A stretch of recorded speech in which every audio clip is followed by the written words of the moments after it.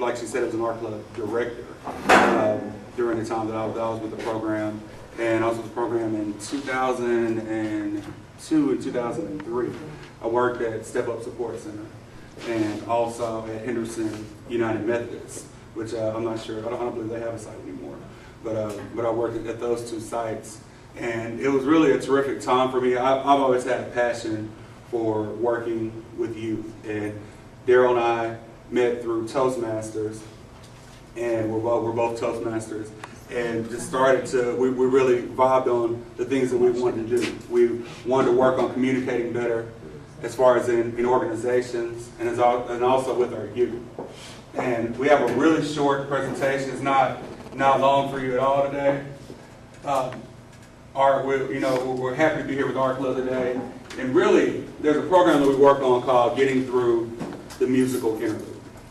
And what the musical interlude is, I know you guys are familiar with movies.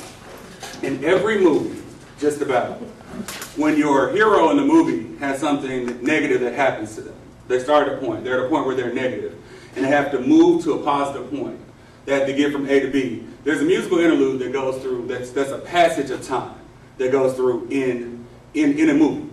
I'll give you an example. Look at Rocky, which of course I'm a guy, so I love Rocky. Okay, this is from Rocky 3. Okay, this is in Rocky 3 after he loses to Clubber Lang the first time, and he's training with Apollo Creed and trying to get better. That's what we're doing. In every movie, if you notice, there actually is this moment of going from A to B in a movie. Now, if they were making a movie about your life, they might be playing a song during this point in time of your life. It may be something that you're trying to get through. You're working with these kids. It's something that you're doing in your life. It can work for anything that we're talking about in our lives, okay? Ooh, get that. Let me stop there. There we go. Okay. But there's a point from A to B that you're trying to get to in your life. It can go for anything. It might be the 10 pounds that you're trying to lose. There's a point from A. There's a starting point, and there's a point where you're trying to get to an end.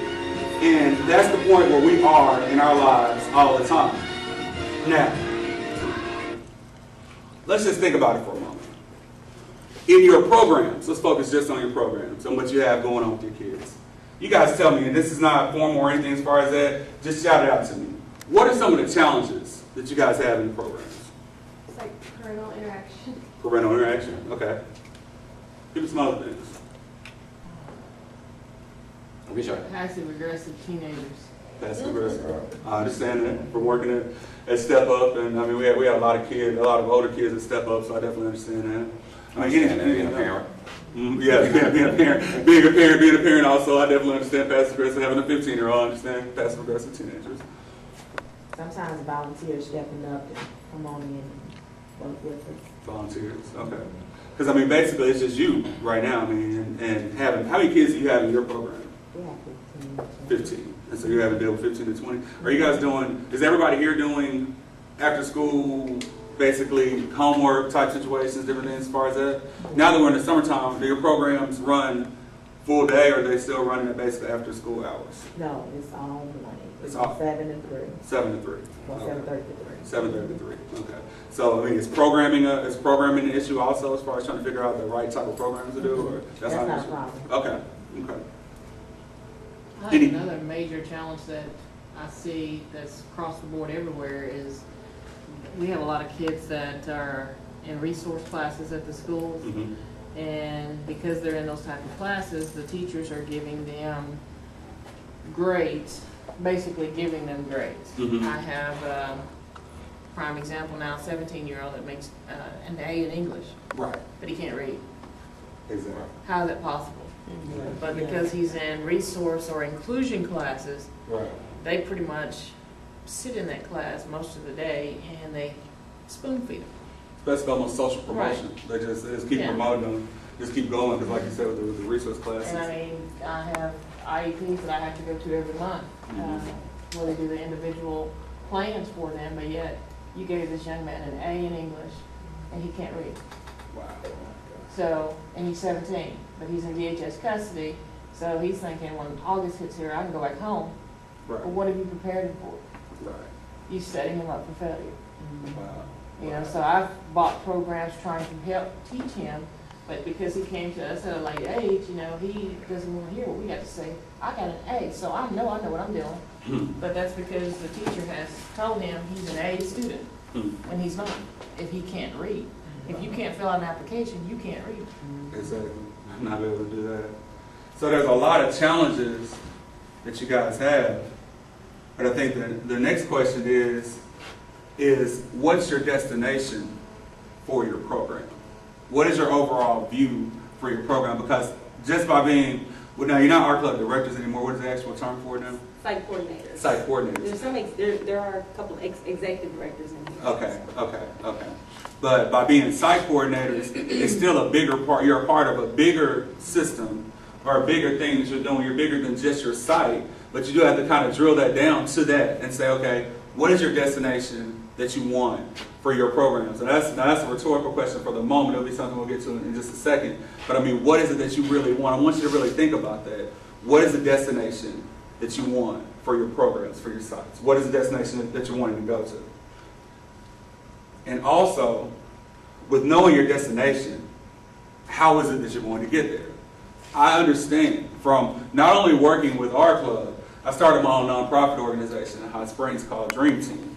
And so I understand the frustrations of what it is to work with kids and try to get the funding right and try to have and the parental participation. I mean, we took a trip to Orlando for the AAU National Tournament. We had a basketball program along with our program.